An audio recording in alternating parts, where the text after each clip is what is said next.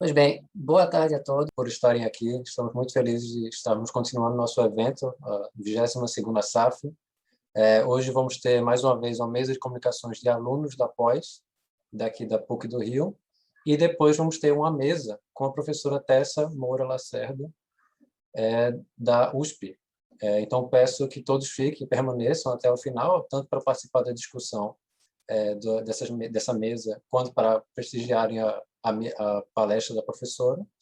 E eu já vou logo apresentando o nosso primeiro comunicador, vai ser o nosso colega Davi Galhardo Oliveira Filho. Ele vai falar sobre o método do desvio em Walter Benjamin. Ele vai ter 20 minutos para falar, e depois dele vai ser o Luiz Gustavo, depois João Pedro e o Felipe Amâncio, e cada um vai ter 20 minutos para falar, e ao final vamos ter 30 minutos de discussão. Eu peço que, à medida que vocês forem tendo perguntas, vocês falem no chat para que eu possa manter a ordem, para no final a gente seguir quem vai fazer a pergunta para quem. Eu espero que todos possam fazer suas perguntas e fazer seus comentários. Então, sua palavra, Davi, muito obrigado.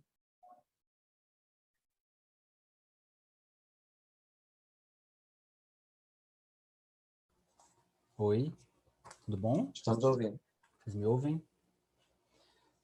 Então, gente, boa tarde a todos, né? Prazer enorme estar aqui nesse já tradicionalíssimo evento da PUC Rio, né? No ano passado eu estive aqui na condição de ouvinte, assisti várias das palestras da Cátia Muricy, da Jane Marie Ganeban, enfim. E hoje, né, neste ano, eu tenho a felicidade de estar participando na condição de aluno, né? Para quem não me conhece, eu sou Davi Galhardo, estou no meu primeiro semestre do curso de doutorado aqui na PUC Rio, né? E estou começando a desenvolver uma pesquisa relativa ao Walter Benjamin, né? E hoje eu vou apresentar, portanto, uma espécie de preâmbulo, né, de primeira exposição do meu projeto de pesquisa, né? Uma pesquisa que, como eu acabo de dizer, está iniciando, né? Bom, então, assim, sem me demorar muito, né, eu passo aqui a discussão do meu trabalho, que, como vocês já sabem, né, como o colega Hugo falou, tem por título o método do desvio em Walter Benjamin, né? Vejam, tem um livro muito famoso, né, que marcou época, inclusive no Brasil, chamado A Sociedade do Espetáculo, né? Esse livro não é do Walter Benjamin, esse livro é do Guy Debord, né? E dentro desse trabalho, o Debord faz uma reflexão, né, na qual ele propõe uma aproximação entre a tradição estética, né, que ele nomeia de poesia moderna, no sentido lato, né, e o pensamento filosófico e revolucionário. Então, ele propõe uma reflexão sobre a linguagem, né, a partir dessas duas matrizes, né, ou seja, ele pensa em separação entre estética e política, né, entre estética e teoria social. Vejam, mas lá pelas tantas, para desenvolver essa perspectiva, né, ele faz uso de um procedimento chamado détournement, né? Uma palavra francesa que aqui no Brasil a gente costuma traduzir como desvio, né? Em Portugal se traduz como tergiversação, desarranjamento, remontagem, etc. e tal. Mas aqui no Brasil a gente costuma traduzir por desvio, né? Bom, então o desvio é, portanto, uma utilização específica, né, do procedimento dialético em sua caracterização negativa, né? Ou seja, é a dialética em sua apresentação negativa. E aí, para levar esse negócio adiante, né, ele mobiliza autores aparentemente distintos, né, aparentemente desencontrados, tradições que aparentemente não dialogam, né? Por exemplo, o Conde de Lautréamont, né, o dadaísmo, né, o surrealismo, e do outro lado, né, esse primeiro lado, portanto, respondendo ao âmbito da poesia moderna, e do outro lado ele mobiliza figuras como Hegel, Marx, Feuerbach, Kierkegaard e tantos outros, né, Freud, por aí vai, né, Pascal. Bom, e aí, portanto, né, a minha questão inicial para esse nosso encontro de hoje, né, a minha hipótese de trabalho hoje aqui, é pensar, né, se não seria o próprio Walter Benjamin, né, um sujeito partícipe dessa tradição insurrecional, né, dessa tradição desviante. Então, daí a proposta, né, do título, o método do desvio em Walter Benjamin, né. Bom, então, para tentar sustentar isso, eu desenvolvi aqui 3 pequenas teses, né? 3 páginas apenas, para tentar desenvolver essa história para hoje, já que o nosso tempo não é tão longo assim, e eu passo a leitura comentada desses aspectos, tá bom? Bom, pelo menos desde o final dos anos 1920, Benjamin dedicou-se ao estudo das vanguardas artísticas a partir de sua particular concepção materialista. No ensaio que redigiu neste período, nomeado O Surrealismo, o último instantâneo da inteligência europeia, vemos sua constatação de um pessimismo integral no surrealismo. Em sua leitura, havia então nessa vanguarda histórica o mérito da, abre aspas, desconfiança acerca do destino da literatura, desconfiança acerca do destino da liberdade, desconfiança acerca do destino da humanidade e, principalmente, desconfiança, desconfiança e desconfiança, fecha aspas. Bom, ao se reivindicarem estritamente modernos, buscando romper com a cultura passada, tradicional, àquela altura, uma crise que constrangia todos, uma interrogação, portanto, os surrealistas acabaram inventando um grande truque, qual seja, abre aspas, cito Benjamin, trocar o olhar histórico sobre o passado por um olhar político, fecha aspas. Bom, entender, portanto, mais cuidadosamente esse horizonte exige de nós aqui hoje, né, questionar que tipo de constrangimento, crise ou interrogação a tradição é capaz de nos oferecer. Isto é, que tipo de situação histórico-conceitual é essa que os surrealistas se lançaram, ainda que insuficientemente, pelo menos da perspectiva do Benjamin, né, e que tanto instigou esse filósofo berlinense ao longo de suas movimentações. Bom, a resposta para esses questionamentos pode ser encontrada sumariamente no texto intitulado Teorias do Fascismo Alemão, texto de 1930, escrito pelo senhor Walter Benjamin, né? Diz ele que, abre aspas, em cada guerra na luta de classes, o vencedor a incorpora seu patrimônio, transforma em coisa sua. O vencido, portanto, não a tem mais e é obrigado a viver sem ela. Com isso, nós nos tornamos para sempre mais ricos ou mais pobres em experiências, quadros, imagens, achados, etc, etc, etc. 3 anos depois, o Benjamin redige um outro texto também muito famoso, chamado Experiência e Pobreza, texto de 33, portanto, né? Na qual ele escreve que, cito, a humanidade se prepara, se necessário, para sobreviver à cultura. Bom, meus amigos, minhas amigas, esses pequenos fragmentos, né, nos permitem pensar, ainda que, claro, né, de forma introdutória aqui hoje, nosso encontro é breve, é curto, que a cultura dominante não é outra senão a expressão concreta de um som bárbaro, ou seja, trata-se de uma narrativa civilizadora que, para constituir-se enquanto tal, massacra indivíduos e populações inteiras. Mais uma vez, né, para corroborar essa minha hipótese de leitura, eu percebo que num outro importante artigo do Benjamin, né, intitulado Eduardo Fuchs, o colecionador e o historiador, agora de 37, o Benjamin retoma esse mesmo raciocínio ao escrever o seguinte, abre aspas, acionar no contexto da história a experiência que é, para cada presente, uma experiência originária, é essa a tarefa do materialista histórico que se dirige a uma consciência do presente que destrói o contínuo da história. Fim de citação. Ora, essa posição profundamente crítica, né, diante da cultura passada, diante da tradição que nos chega no presente, é ampliada mais uma vez, né, no testamento filosófico deixado pelo Benjamin, que são as famosas teses sobre o conceito de história, né? Nessa oportunidade, o Benjamin faz uma citação que é mais do que clássica, né? Diz ele que nunca há um documento da cultura que não seja, ao mesmo tempo, um documento da barbárie. E assim como ela não está livre da barbárie, também não está o processo de sua transmissão. Fim da primeira tese, portanto. Bom, abrindo agora a segunda tese, né? Dessa perspectiva política e materialista, o que se torna possível é a colocação da pergunta essa, né? Necessariamente filosófica, né? Sobre a transmissão dos produtos culturais de todas as sociedades cindidas em classes e, com isso, a indagação sobre aquilo que é mais fundamental, mais importante, mais filosófico, né? A inconclusão histórica que se apresenta no presente.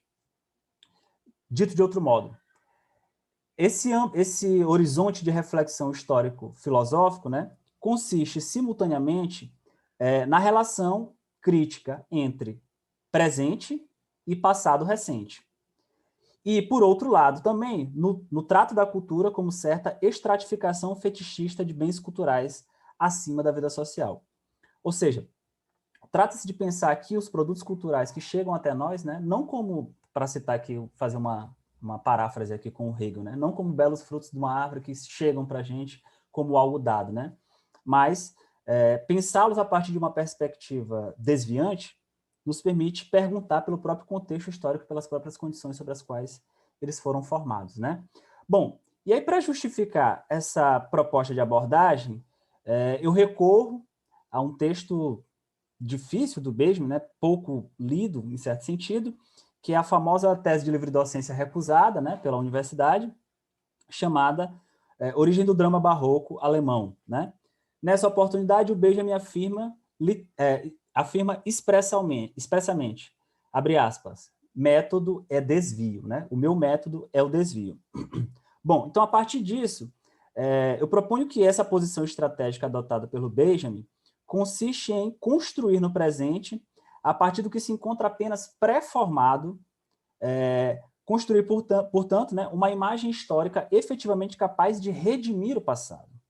Nesse sentido, haveria nesse autor uma preocupação fundamentalmente prática diante da urgência do agora, do presente, isto é, uma posição dialética que preserva e transcende os elementos dados, permitindo recriar, ou seja, desviar em cada instante de perigo, né, em cada momento do presente, uma outra representação dialética da história, neste caso, em favor da luta de classes. Bom, isso é fato quando nós observamos que em sua produção, isso se torna fato quando nós observamos que em sua produção, o Benjamin mobiliza, né, dialeticamente, diversos elementos da cultura de forma profana, digamos assim, né? Então, ele faz aquilo que eu estou chamando aqui de reutilização, montagem, desvio, né, da tradição, não pura e simplesmente com o intuito de repetir o passado, de repetir os cânones, né, ou de apoiar-se neles para chegar mais longe, mas ao contrário, né, apoiar-se neles para dissolver o discurso dado, né, e construir um novo a partir de então. Então, trata-se, portanto, da reutilização, montagem, desvio da tradição no nível mais elevado de determinação conceitual. Por exemplo, na famosa conferência O Autor como Produtor, de 34, o filósofo alemão considerou que a montagem, que o Brecht, por exemplo, né, já tinha chamado de refuncionalização, tem justamente esse objetivo, qual seja, a transformação de formas e instrumentos de produção, cultural neste caso, né, por uma inteligência progressista e, portanto, interessada nos meios de produção a serviço da luta de classe. Fecho aspas, né? Como eu disse e repito, não se trata, portanto, de repetir o passado, né? Não se trata de retomar as mesmas demandas históricas, mas de atualizá-las no presente, né? Bom, e é por isso que, para Benjamin, a herança cultural, né, a tradição que chega até nós, segundo ele, encontra-se suja de sangue. Isto é, a história que é oficialmente narrada encontra-se assentada nos destroços do passado, sob os cadáveres dos povos derrotados, né, e sob a égide do famigerado progresso. No entanto, o que é ainda mais fundamental do ponto de vista filosófico para a gente, né, para o nosso encontro de hoje, é compreender que a questão filosófica histórica propriamente dita dessa transmissão da experiência, da cultura, dos bens culturais, reside no entendimento do próprio presente, isto é, no agora da recognoscibilidade no tempo de agora. Essa constatação crítica, portanto, nos coloca já, né, de saída na contramão de boa parte das interpretações dominantes deste autor na literatura corrente, né? Por exemplo, muitos intérpretes tratam o Benjamin como um passadista, um romântico, um fragmentário, etc, etc, etc. Pensar que a reflexão filosófica do Benjamin tem como preocupação fundamental a crítica do presente nos obriga, portanto, né, a rechaçar essa interpretação romântica, passadista e fragmentária do passado. Bom, É por isso, então, que o Benjamin se interessa em construir uma história materialista da cultura, ao mesmo tempo em que ele se empenha em repensar a própria concepção do materialismo histórico vigente em seu contexto, né? Vejam, o Benjamin não adere em loco, né? Em bloco, melhor dizendo, aos materiais que ele manuseia, né? Ele não adere em bloco à psicanálise, não adere em bloco ao surrealismo, não adere em bloco à teologia judaica e também não adere em bloco, né, ao materialismo histórico, né? Ele busca reformular o próprio materialismo histórico. Então, vejam, ele frisa, portanto, que é necessário recusar aquilo que ele está nomeando de identificação afetiva com os heróis da história, isto é, com aquele que ele nomeia de elemento épico da história. Como nós sabemos, né, essa consciência histórica canestra, digamos assim, coincide com a prática política da social-democracia do período do Benjamin e do nosso período até hoje, né? Por exemplo, ao lema trabalho e cultura, a social-democracia, diz o Benjamin, né, propôs outro que dizia que saber é poder. Ela achava mesmo que o saber que consolidou a dominação do proletariado pela burguesia levaria também aquele a libertar-se desta. Fim de citação. No entanto, meus amigos e minhas amigas, a história mostrou, né, que sem a prática adequada, os bens culturais são inofensivos, né? Ou seja, de nada vale transmitir o discurso instituído pelo próprio vencedor, né? Ao contrário, torna-se necessário a desconstrução, a crítica, o desarranjamento do discurso instaurado, constituído, e, portanto, a constituição de uma outra forma de narrativa que favoreça, né, os vencidos e não os vencedores. Bom, essas considerações nos levam, portanto, meus caros, minhas caras, a uma recusa das fragmentações em todas as suas amplitudes. Por isso, no plano social e político, por exemplo, a posição de Benjamin implica, a um só tempo, recusar praticamente todas as correntes históricas, né, do seu contexto. Ele recusa, portanto, o historicismo conservador, que tenta lembrar de tudo, né, salvar tudo. Também recusa o evolucionismo social-democrata, como se nós estivéssemos necessariamente marchando em direção ao progresso, né? Fato que permitiu que o Terceiro Reich se tornasse o que foi na história, né? Davi, 4 minutos. Ok, tranquilo, tô terminando. E, por outro lado, por fim, né, também é aquilo que ele nomeia de marxismo vulgar. Bom, em todas essas três correntes históricas, né, cito, o conceito de cultura se apresenta com traços fetichistas, reificado. Pior ainda, a sua história não seria mais do que os resíduos depositados na consciência dos homens pelas coisas memoráveis, né, grandiosas, mas, no entanto, desprovidas de experiência autêntica, isto é, de experiência política. Fim de citação. Vale questionar,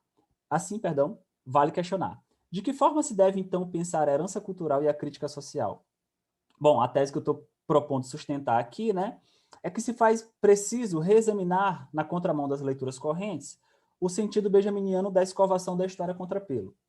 Minha tese é, portanto, que o tratamento filosófico histórico do passado, da experiência e da cultura, é simultaneamente estético e político, o que implica, portanto, na transformação do olhar histórico no político, ou ainda em trazer ao presente as questões do passado.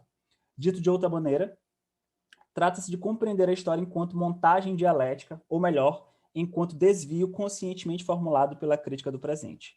Eu cito aqui uma citação do Benjamin das Passagens, na qual ele diz: o que são desvios para outros são, para mim, os dados que determinam a minha rota. Então, vejam, né? A mesma posição aparece lá na tese recusada, né, dos anos 20, na tese de livre docência que foi recusada pela universidade, Origem do Drama Barroco Alemão, e aparece aqui no grande projeto da vida do Benjamin, que foi projeto inacabado, o projeto das passagens. Bom, concluindo, portanto, né, é mister notar que Benjamin não se servia de suas fontes de forma gratuita ou contemplativa, pois a questão não se tratava de usar do discurso de outrem para uma autolegitimação. Assim, autores politicamente conservadores, como, por exemplo, Baudelaire e Hegel, por exemplo, foram deliberadamente retirados de seu contexto para servir a outro fim, isto é, para servir a fins revolucionários. Cito Benjamin, diz ele: as citações são no meu trabalho como salteadores no meio do caminho que rompem armados e roubam ao passeante a convicção. Para esse autor, portanto, não se trata de repetir a mesma crítica de outrora, mas de expandi-la, ou seja, atualizá-la. Nesse sentido, o que o Benjamin faz, para concluir mesmo, é recolocar em jogo, né, através do desvio, através da atualização do passado, ele recoloca em jogo as dívidas não quitadas da história, né? É assim que esse autor desenvolve uma crítica presente que não tem um olhar centrado na ideologia do progresso. Ele visa, ao contrário, né, combater essa perspectiva, trazendo ao presente a urgência, demanda atualizada do passado. O que aqui está em jogo, portanto, é a interrupção redentora do mesmo horizonte social e político perpetrado pela história. Assim, a efetiva salvação da herança cultural não está numa simples sepultura no chão do presente, possibilitando o luto e a continuação da vida.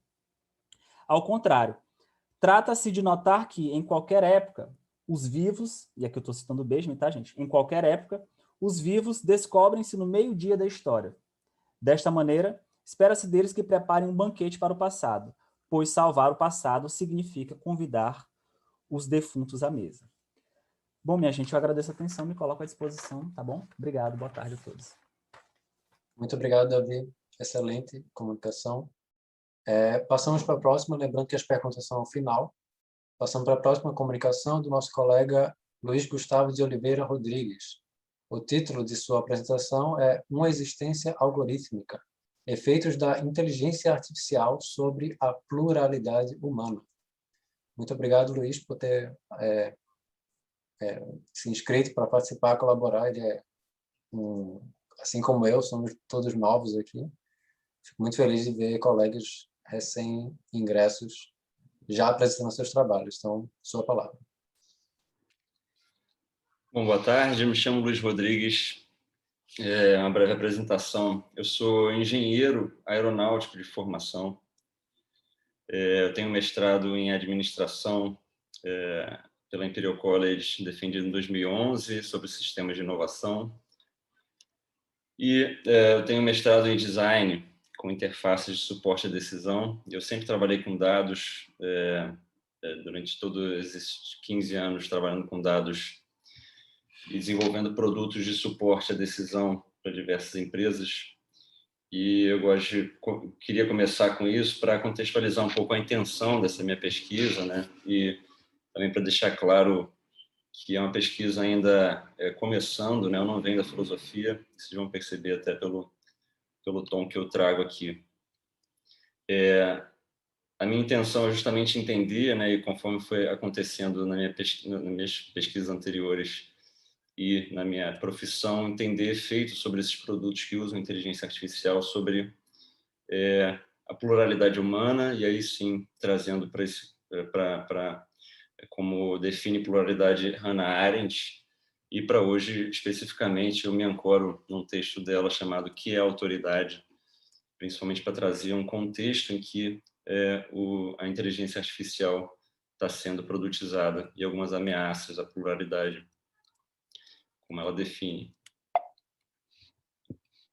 Então, a ideia aqui né, que essa conversa aqui, essa apresentação no primeiro momento, comece com a contextualização, que a autora faz muito bem, né, denunciando um momento propício a movimentos totalitários, e que esse contexto é onde nós temos a produção de IA, e aqui eu trago uma ideia de que há uma ameaça clara para a erosão de espontaneidade, e isso conversa com a ideia de movimentos totalitários de uma certa forma.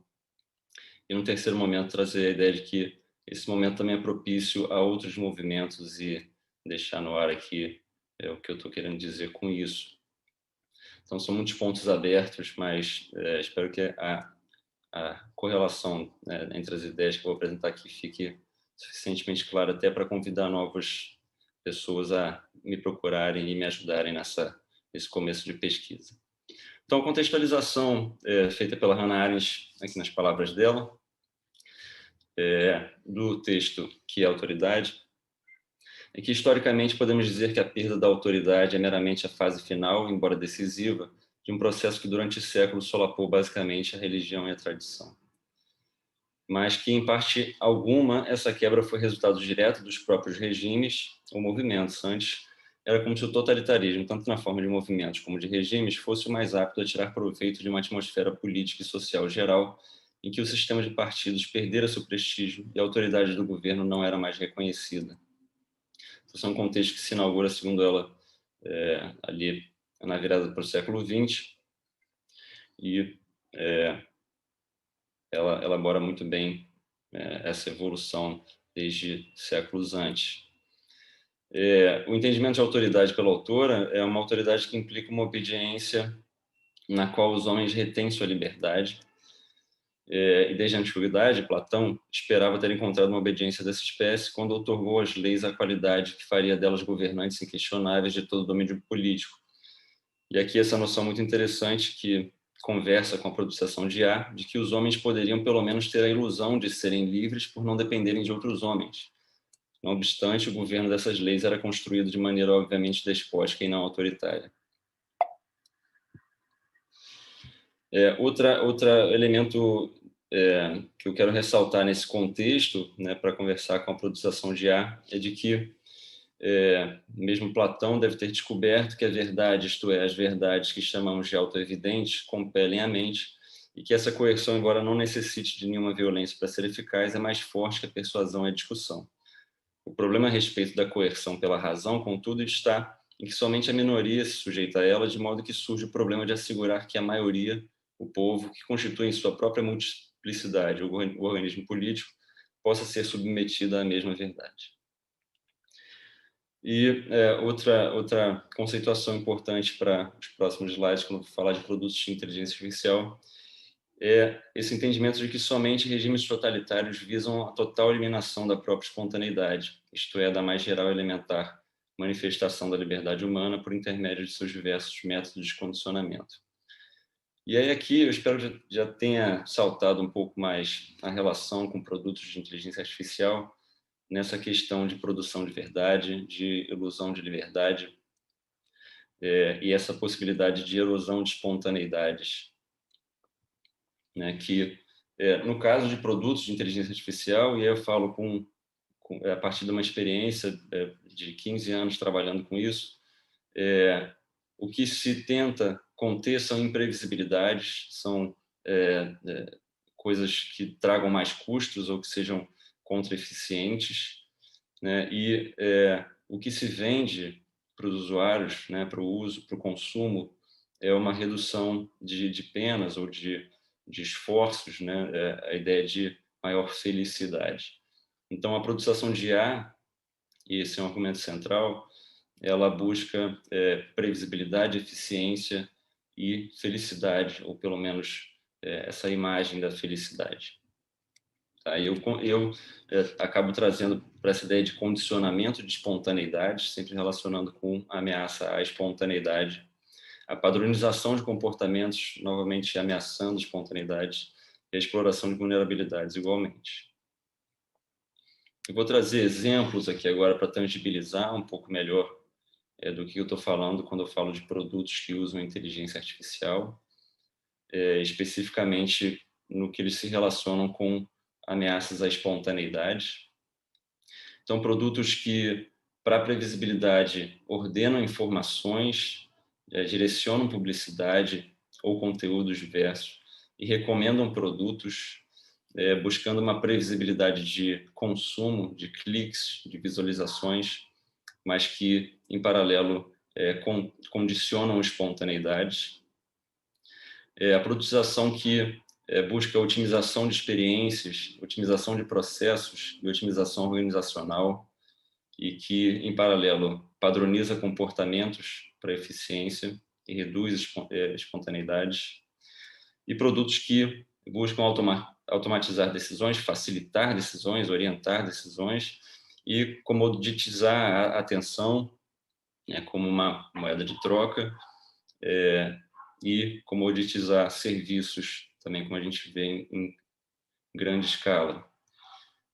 Alguns exemplos claros disso, né, a busca do Google, que, por ordenar de uma certa forma, define o que é relevância, define o que é verdade, igualmente a ordenação do YouTube. Esse é o principal produto da Google e suas subsidiárias. O direcionamento de publicidade, de conteúdos típico de redes sociais, a recomendação de produtos como a Amazon fez, e como esses modelos dessas empresas foram replicados em milhares de outras empresas, milhares de outros produtos, basicamente com os mesmos princípios. E no próximo slide eu trago um exemplo de direcionamento de publicidade para condicionar, já tentando trazer para esse entendimento de condicionamentos de espontaneidade que se passou no Facebook recentemente.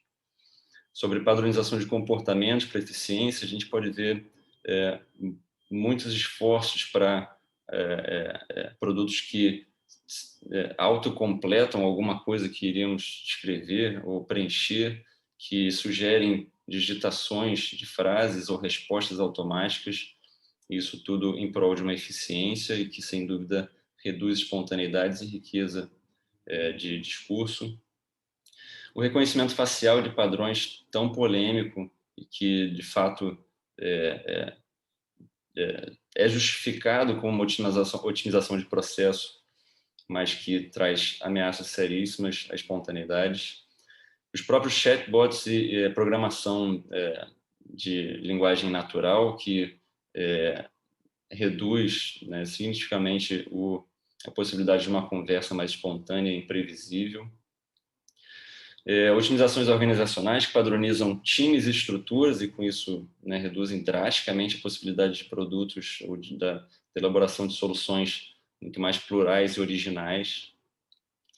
E, no campo de vulnerabilidade, de exploração de vulnerabilidades, essa ideia de que nós podemos ajudar os usuários a serem mais felizes, a terem mais renda, a ocuparem melhor o seu tempo vago, e, no fim das contas, reduzimos totalmente a possibilidade dessas mesmas pessoas, como a gente chama de usuários, né? Essas mesmas pessoas poderem tomar suas próprias decisões e exercitarem essa faculdade. O exemplo que eu trouxe aqui, para a gente tangibilizar ainda mais o que eu estou falando quando eu falo de condicionamento de espontaneidade, tem a ver com a campanha para a saída do Reino Unido da União Europeia, e esses anúncios foram fornecidos pelo Facebook depois de um processo no Reino Unido, que forçou o Facebook a disponibilizar esses anúncios que veicularam por lá, porque até então eles eram sigilosos, e mostraram o tom que se usava para se condicionar opiniões e para estimular eleitores com um certo perfil, e aí sim usando toda a capacidade de inteligência artificial e aprendizado de máquina para encontrar um público-alvo que seria sensível a esse tipo de mensagem, muito semelhante a o que se fazia com a propaganda em regimes totalitaristas. Então, a minha hipótese aqui, ou a hipótese nascente aqui, é de que existem ameaças iminentes e, né, em pleno desenvolvimento, a pluralidade e a natalidade, por meio dessa ameaça à espontaneidade, que se mostram, né, como alguns fenômenos que a gente já pode acompanhar hoje em dia, como deficiência de atenção, e como isso ameaça uma percepção plural, né, de sinais e de ruídos e de informações. Uma inaptidão para o juízo reflexionante, para um pensamento crítico alargado, né, e para ameaça, né, como isso gera uma ameaça ao pensamento mais plural. Esses pontos estão todos interrelacionados, claro, né? Uma falência discursiva, então uma ameaça ao discurso plural, uma vez que nós não somos expostos, né? Nós não conhecemos outras perspectivas. Uma intolerância à alteridade, uma ameaça à convivência plural, uma rejeição da imprevisibilidade e, com isso, sim, uma ameaça à originalidade, essa imprevisibilidade que historicamente sempre foi responsável por grandes descobertas e por grandes inovações, se a gente puder usar essa palavra. E, num ponto um pouco destacado, uma evasão de responsabilidade, uma vez que o desenvolvimento desses produtos ele é opaco, ele passa por muitos desenvolvedores, muitas empresas, né, e existe uma discussão muito franca sobre como se responsabilizar e quem é o real responsável por todas essas ameaças, enquanto, né, existe aí uma ameaça de abrir mão da própria agência moral, uma vez que os produtos que tomam as decisões por nós mesmos e nós podemos nos evadir dessa responsabilidade das nossas próprias decisões. Aqui pintando um quadro bastante sombrio, né, com uma citação da Hannah Arendt aí da condição humana. O último estágio de uma sociedade de operários, que é a sociedade de detentores de empregos, requer de seus membros um funcionamento puramente automático, como se a vida individual realmente houvesse sido afogada no processo vital da espécie, e a única decisão ativa exigida do indivíduo fosse deixar-se levar, por assim dizer, abandonar sua individualidade, as dores e as penas de viver ainda sentidas individualmente, e aquecer num tipo funcional de conduta entorpecida e tranquilizada. É perfeitamente concebível que a era moderna, que teve início com um surto tão promissor e tão sem precedentes de atividade humana, venha terminar na passividade mais mortal e estéril que a história jamais conheceu. Então, amarrando um pouco as pontas desse meu argumento, permeado pela produtização de inteligência artificial como um fator agravante. E trazendo um pouco mais de otimismo, eu não queria fechar, né, também com essa mensagem, também trazendo também a intenção dessa pesquisa de trazer também alternativas, não ser uma pesquisa apenas para falar das ameaças. Alguns Luiz, movimentos. 5 minutos, Luiz. Opa, perfeito. Vou acabar antes do tempo um pouquinho, tá?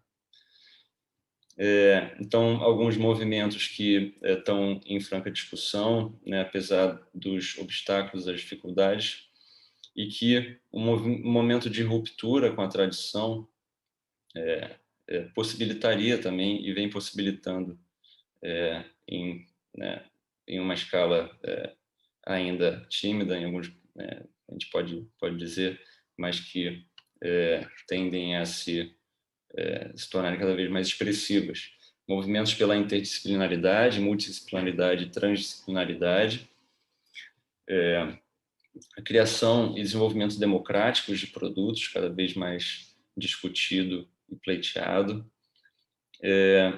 a viabilização de atribuição de responsabilidade, então a conversa ainda que começa, mas que já se apresenta como uma discussão essencial, e a produção de inteligência artificial visando espontaneidade, que é uma conversa que eu vejo muito mais no campo de TI, né, de tecnologia da informação, em que os próprios desenvolvedores tentam trazer aleatoriedade para os algoritmos e tentam trazer uma certa dose de imprevisibilidade para recomendações, por exemplo, visando, né, também não fazer uma espécie de bolha, filtro, como se diz, né? Tentando dar a possibilidade de se esbarrar com coisas imprevisíveis que não sejam extremamente relevantes para aquela pessoa.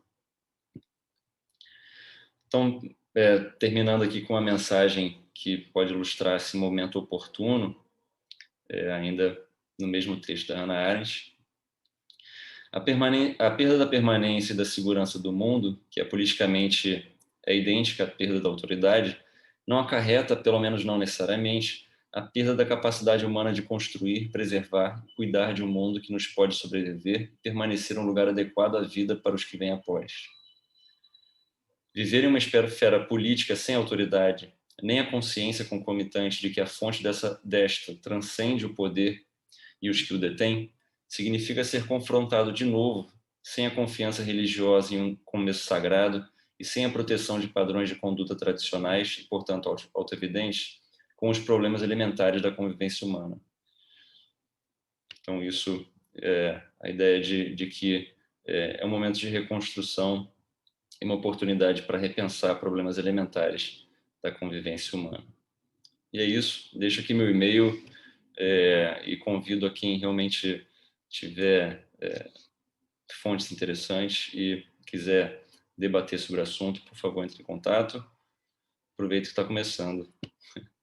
E é isso aí. Muito obrigado. Muito bom, Luiz. Muito obrigado mesmo. Foi excelente. Muito bom. Não parece nem um pouco que é uma pessoa novata em apresentações de filosofia, como você falava. Foi ótimo.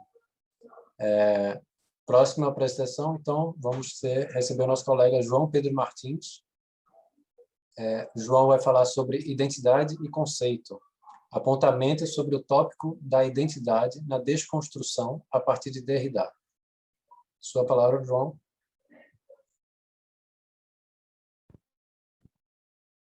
Isso, muito obrigado, Hugo. Todos conseguem me ouvir bem? Conseguimos. Sim, né? Ótimo. Então, bem, em primeiro lugar, eu queria agradecer aí aos organizadores do evento, a todos os colegas que estão tocando a SAP nesse ano, que é realmente uma iniciativa muito, muito bacana, eu acho super pertinente agora nesses tempos. Então, primeiro vai o meu agradecimento a toda a organização. E, em segundo lugar, eu queria dizer que eu preparei um texto para, enfim, para essa comunicação, mas antes o texto até acabou ficando um pouco grande, então eu vou me dedicar mais à leitura dele mesmo. Mas só para situar a pesquisa que eu vou falar no texto aqui, no meu mestrado eu estava pesquisando Nietzsche, Derrida e, sobretudo, relacionados ao conceito de pós-verdade, né? É uma forma como, digamos assim, o pensamento filosófico de Nietzsche e Derrida poderiam fazer, enfim, a gente ter um outro tipo de pensamento sobre o conceito de pós-verdade. Isso acabou me levando da questão da verdade para a questão da identidade, né? Principalmente a partir do Derrida mesmo. E a minha pesquisa de doutorado agora ela se ocupa disso, como o falou, o título tem a ver com a questão, as questões entre identidade e conceito, e eu vou começar agora a ler o texto que eu preparei aqui. Qualquer coisa, qualquer dificuldade, podem me interromper enquanto eu estou lendo para ajustar, tá certo? Muito obrigado, então vou começar a ler aqui o texto que eu preparei para a apresentação. Então, eu começo com o seguinte, eu digo assim, o objetivo dessa apresentação agora é expor como a discussão derridiana sobre a questão do conceito, entre aspas, de identidade poderia ocasionar uma virada dessa questão que deslocasse do âmbito epistemológico, digamos assim, para o ético-político. Para isso, a apresentação se divide em 3 momentos. No primeiro, busca recuperar como a crítica à noção de identidade, ou antes, a crise da identidade, parece ser um momento importante para a constituição da filosofia contemporânea. Em seguida, na apresentação, se buscará ver como no livro O Monismo do Outro, de Derrida, Derrida e a desconstrução na filosofia contemporânea oferecem uma possibilidade de deslocamento da questão. E então, no terceiro momento, né, se conclui, enfim, que essa virada pode trazer uma outra discussão e um outro entendimento acerca do campo ético-político ao qual esse deslocamento se dá. Sem se deter por questões de limites, as discussões necessárias e importantes entre a ligação das noções de conceito, ideia, identidade, representação, ousia, substância, eidos, referência, etc., digamos apenas que a identidade do conceito em relação a ele mesmo e ao que ele conceituaria vem sendo criticada, isto é, posta em crítica, na filosofia contemporânea desde pelo menos o século XIX com Nietzsche, embora talvez, se ressalve, também venha sendo criticada desde o começo da filosofia propriamente dita. O momento da crítica nietzschiana, entretanto, seria apenas um dentre os realizados na filosofia e na filosofia contemporânea. Provavelmente não foi o primeiro e talvez não seja o mais influente, nem por menos o mais Nietzsche constar no, digamos assim, cânone da tradição filosófica contemporânea. Vejamos mais de perto esse pôr em questão nietzschiano das noções de identidade, conceito e palavra. E aí eu vou para o texto do Nietzsche, que é o seguinte. Em uma passagem muito importante de um pequeno texto intitulado Sobre a Verdade e a Mentira em Sentido Extramoral, que parece, por vezes, antecipar muitas das problemáticas da chamada virada linguística no século seguinte, embora escrito em 1873, Nietzsche dizia o seguinte da relação de identidade ou diferença entre o conceito e a coisa conceituada, ou, de maneira ainda mais complexa, entre a essência do conceito e a essência da coisa a ser conceituada. Acompanhamos a citação, já que após dizer que toda palavra se torna imediatamente conceito, o que é muito importante, o autor afirma que todo conceito surge da postulação da identidade do não idêntico. Assim como é evidente que uma folha não é nunca completamente idêntica a outra, é também bastante evidente que o conceito de folha foi formado a partir do abandono arbitrário dessas características particulares e do esquecimento daquilo que diferencia um objeto de outro. O conceito faz nascer a ideia de que haveria na natureza, independentemente das folhas particulares, algo como a folha, algo como uma folha primordial, segundo a qual todas as folhas teriam sido tecidas, desenhadas, cortadas, coloridas, pragueadas, pintadas, mas por mãos tão inábeis que nenhum exemplar teria saído tão adequado ou fiel, de modo a ser uma cópia em conformidade com o original. Essa é a citação do texto do Nietzsche, né? Daí, em primeiro lugar, poderia partir daí a perspectiva de que não haveria uma identidade total entre conceitos conceituados de maneira geral, com o intuito de elencar outras questões. Se faria a importante ressalva de que, ao mesmo tempo, o uso comum da língua parece apontar sempre para essa definição pela identidade, o que para Nietzsche seria impossível. Então, se poderia ao mesmo tempo admitir esta não identidade dos conceitos, que, não obstante, poderia levar à pergunta: tudo bem, não há uma identidade total entre o conceito e o conceituado, mas por que essa afirmação pareceria contrafactual e contrafactível com toda uma série de disposições do mundo de hoje, entre aspas? Ou ainda, por que pareceria haver em toda parte um impulso em direção a uma identificação, a um discurso idêntico que pareceria partir desse tipo de identidade para se estruturar?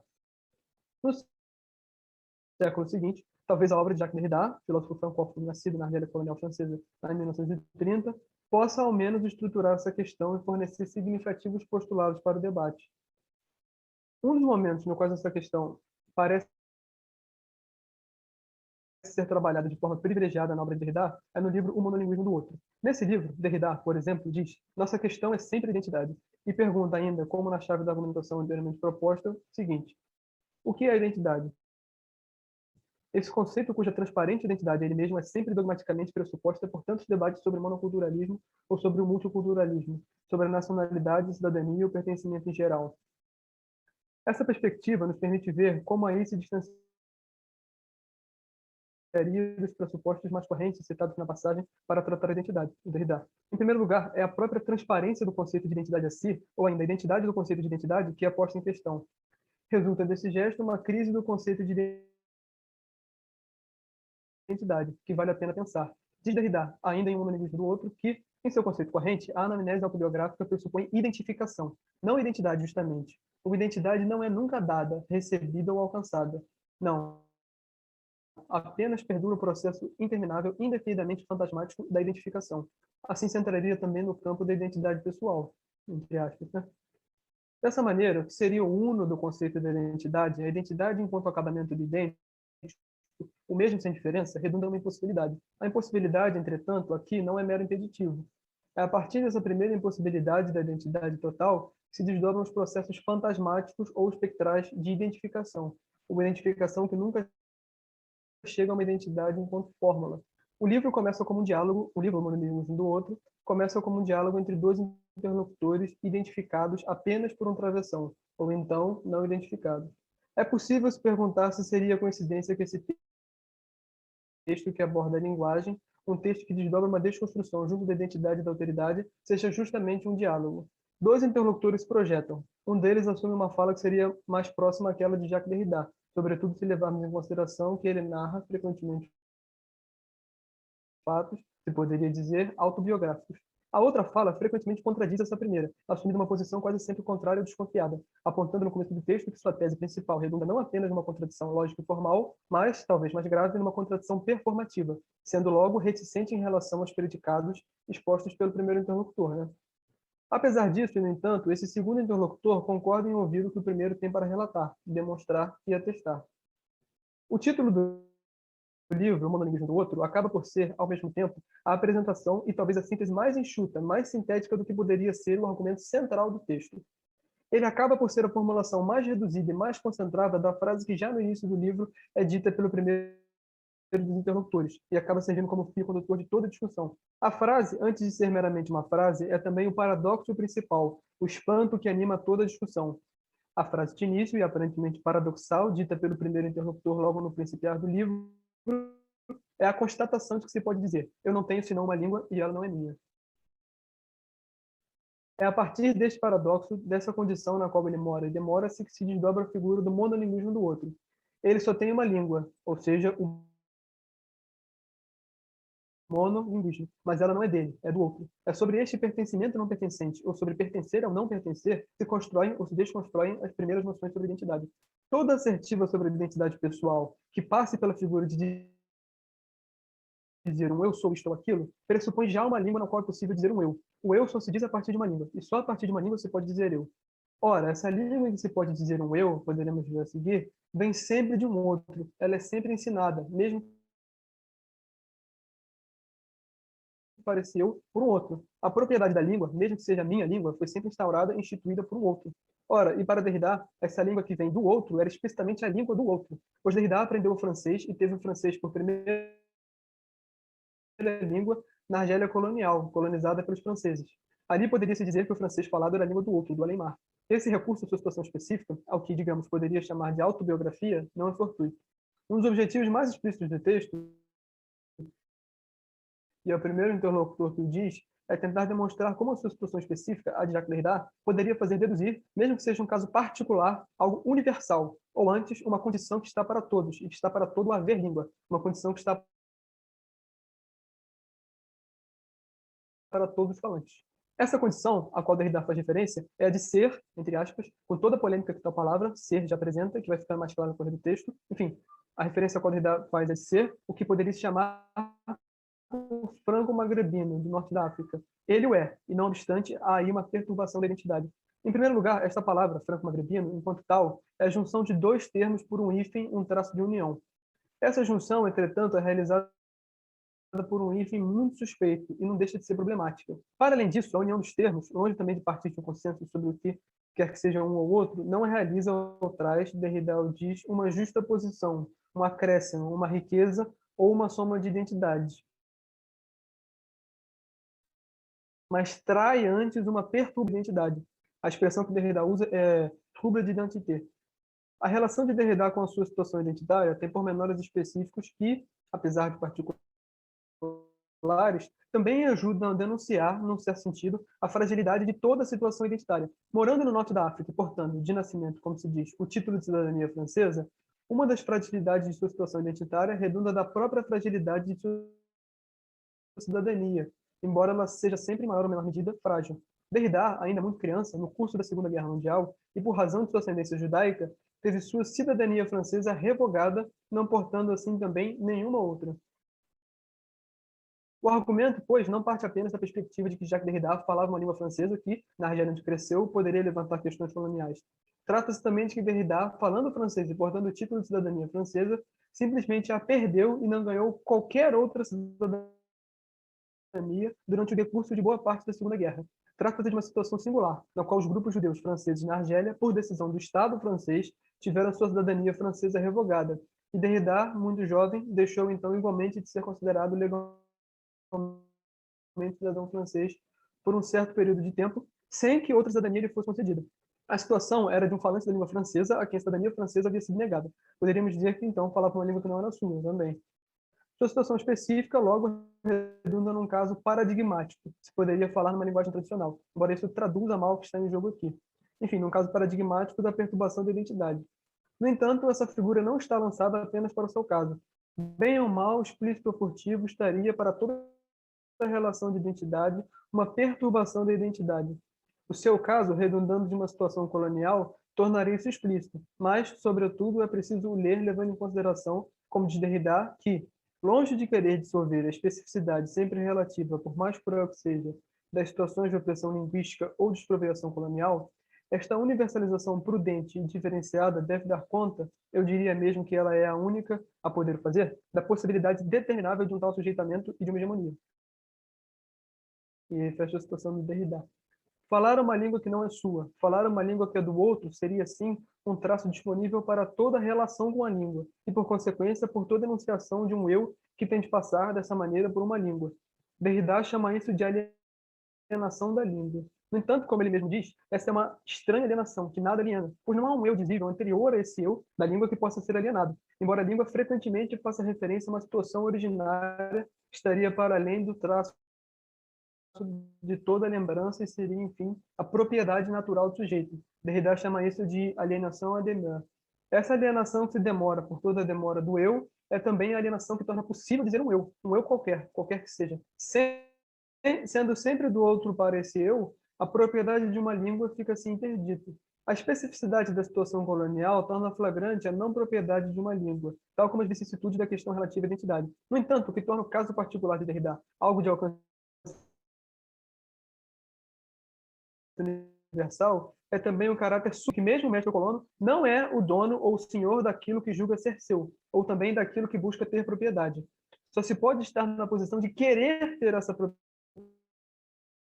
propriedade, de chamá-la para si. No entanto, essa apropriação nunca é totalmente apropriada.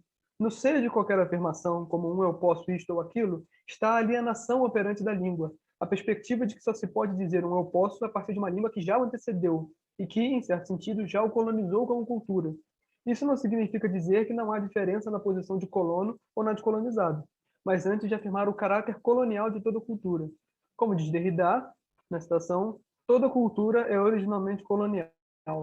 Não contemos apenas com a etimologia para o lembrar. Toda cultura se institui pela imposição unilateral de alguma política da língua. O senhorio, o sabemos, começa pelo poder de nomear, de impor e de legitimar as designações. A posição do mestre ou do senhor redundaria de uma vontade de pureza da língua, uma vontade de enriquecer com a língua relações de pertença ou identidade naturais. Derrida diz em alguns 5 minutos, João. Ok, obrigado. Derrida diz em alguns trechos do seu livro, dos quais é destacado seguir. Pois, contrariamente ao que é o mais frequentemente tentado a crer, o mestre não é ninguém. E ele não tem nada de próprio, porque o mestre não possui de maneira própria, naturalmente, isso que ele chama, portanto, sua língua. Porque, seja o que ele queira ou faça, ele não pode manter com ela relações de propriedade ou de identidade naturais, nacionais, congênitas, ontológicas, etc.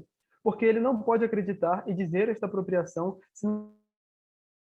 sob o curso de um processo não natural de construções político-fantasmáticas e porque a língua não é seu bem natural. Por isso mesmo, ele pode, historicamente, através da violação de uma usurpação cultural, o que quer dizer sempre de essência colonial, fingir se apropriar para impor como a sua.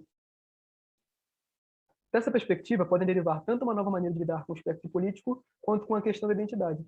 A perspectiva dessa alienação da língua, que, malgrado a sua situação, também possibilita uma vontade de apropriação que pode ser terrível, faz com que nem mesmo o senhor possa ter a propriedade ou direito de propriedade naturais de uma língua. Tal coisa não é possível. Isso, entretanto, não anula a distinção da posição do senhor. Ao contrário, a torna ainda mais politizável. Tira ela necessariamente do campo da essência. Né? Como diz Derrida, numa longa situação que, não obstante, vale a pena acompanhar, que é a seguinte. Apesar das aparências, essa situação excepcional é, ao mesmo tempo, exemplar, tá certo, de uma estrutura universal. Ela representa ou reflete uma espécie de alienação originária que institui toda a língua como língua do outro. A impossível propriedade de uma língua é essa.